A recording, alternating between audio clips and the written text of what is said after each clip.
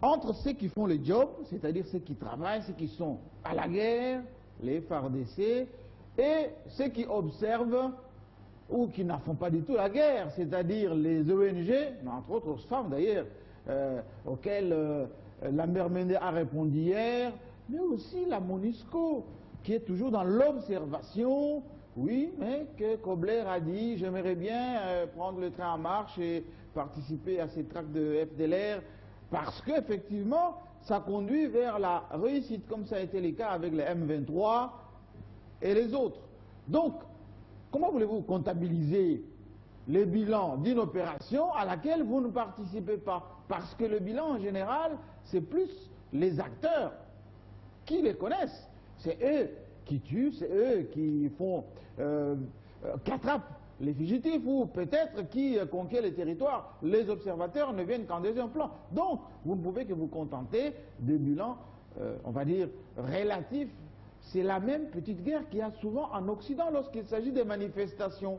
Parce que souvent, la police a son bilan de participants, les organisateurs leur bilan de participation. Donc, en général, chacun tire un peu la couverture de son côté. Ce qui est le plus important à constater est que, si on fait un petit recul dans notre histoire, il y a dans chaque Congolais quelque chose qui ressemble à de la souveraineté. Ces suppléments d'âme, ces côtés de la fierté nationale, ce retour aux sources lorsqu'il s'agit de l'essentiel. Je vais vous donner quelques exemples. Alors, très typiques. Cardinal Maloula, oui, peut-être certains ne se rappellent pas de Cardinal Maloula. C'était le tout premier cardinal de notre pays, pour ne pas dire de l'Afrique centrale. Malgré son attachement à Rome, avec le Vatican II, rappelez-vous, c'était vraiment les chouchous de Rome. Lorsqu'il avait eu des petits problèmes avec Mobutu, il était réparti à Rome, s'est réfugié là-bas. Oui, malgré cet attachement à Rome, Cardinal Maloula n'a pas hésité à militer pour l'africanisation du rite religieux. Aujourd'hui, au sein de l'Église catholique, vous chantez, vous dansez, vous prêchez en langue nationale, vous ne savez pas qui était à la base. Oui, c'est Cardinal Maloula. Parce qu'avant, on faisait des messes en latin.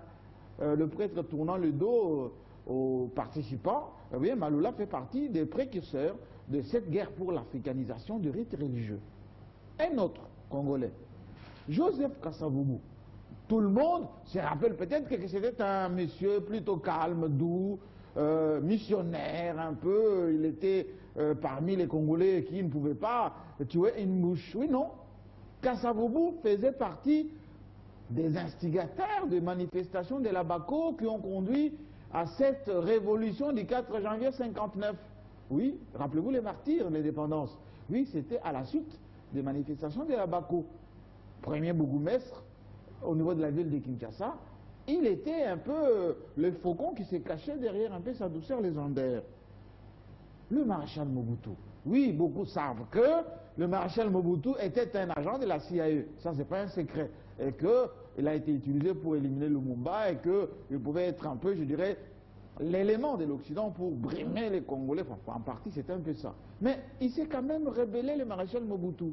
Après avoir rencontré Mao, il est revenu ici, retour à l'authenticité. Il était même devenu la bête noire de Belge, oui, dans l'affaire de la société générale de Belgique, les hauts minières, n'est-ce pas, au niveau du Katanga, et ça fait de Mobutu la bête noire. Oui, les massacres de Lubumbashi sont passés par là, et d'ailleurs, il a été présenté comme l'homme le plus riche. On n'a toujours pas vu la richesse, le maréchal Mobutu reste dans l'histoire comme celui qui a été quand même à la base de l'unité nationale.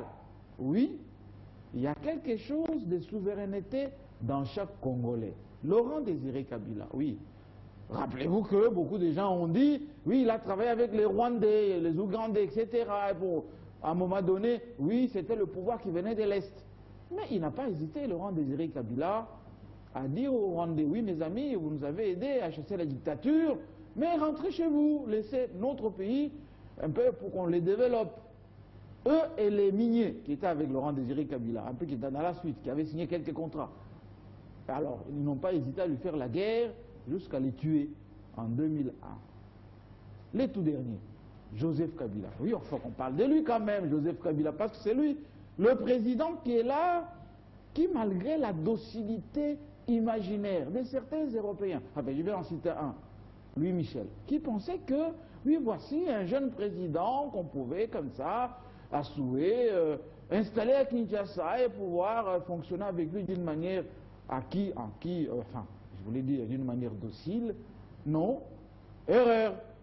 Nationaliste, il y a dans chaque Congolais quelque chose de souveraineté. Depuis 2001, Joseph Kabila a toujours essayé de réaffirmer la souveraineté de la République démocratique du Congo. Après l'instauration de l'état des droits, rappelez-vous que l'armée nationale qui était en miettes, c'est celle-là aujourd'hui qui a été réformée, redynamisée, qui commence à en finir avec M23, FDLR, Maïma, etc. Même au Katanga, il leur a dit, c'est terminé les milices, il faut qu'on puisse réaffirmer l'autorité de l'État. Et aujourd'hui, tout le monde joue le jeu, au Katanga aussi. Donc Joseph Kabila est en train de donner de la fierté aux Congolais. C'est supplément d'âme dont on a parlé tout à l'heure. Parce que même sur le plan des élections, Kobler, oui, Kobler l'a dit hier, Kobler au plan duquel tous les opposants vont déposer les mêmes mots. Voilà, pour les élections, calendrier alternatif, etc. Non, Kobler a dit, nous n'allons pas nous ingérer dans les affaires intérieures de la RDC. Il faut que la majorité et l'opposition se voient, appliquent le calendrier de Malou Malou. Peut-être nous, l'année prochaine, oui seulement, on va apporter un peu d'argent pour les élections législatives et présidentielles. Donc, comme en 2011, la MONUSCO ne va pas faire comme en Côte d'Ivoire, oui, l'ONU, rappelez-vous, avait un peu, je dirais, interféré dans les affaires intérieures de la Côte d'Ivoire. Les conséquences, on les voit jusqu'aujourd'hui, avec les conséquences, oui, les conséquences de la guerre qui a duré pendant 10 ans, ça donnait 20 ans à Simone Gbagbo. Sur le plan des développements économiques, la souveraineté de la RDC s'affirme. Le numéro 2 du Fonds monétaire international était bien à Kinshasa. Qu'est-ce qu'il a dit? Oui, j'aimerais bien rattraper le train avec Matata Mpogno pour peut-être contribuer à la croissance de la RDC. Oui, Matata lui a dit merci, oui, on aimerait bien, mais nous, on continue la marche des réaffirmations de la souveraineté nationale. Conclusion, il faut que les Congolais comprennent et soutiennent cette démarche de la réaffirmation de la souveraineté nationale. Il faut qu'ils soient fiers d'avoir des leaders qui travaillent contre vents et marées, parce que ce n'est pas de la gageure, ce n'est pas facile de dire à ceux qui veulent bien vous prendre, et vous, vos femmes, vos chèvres, y compris votre territoire, que non, monsieur, laissez-nous un tout petit peu quand même s'occuper de notre pays, parce que la souveraineté, c'est tout ce qui vous reste après avoir tout perdu.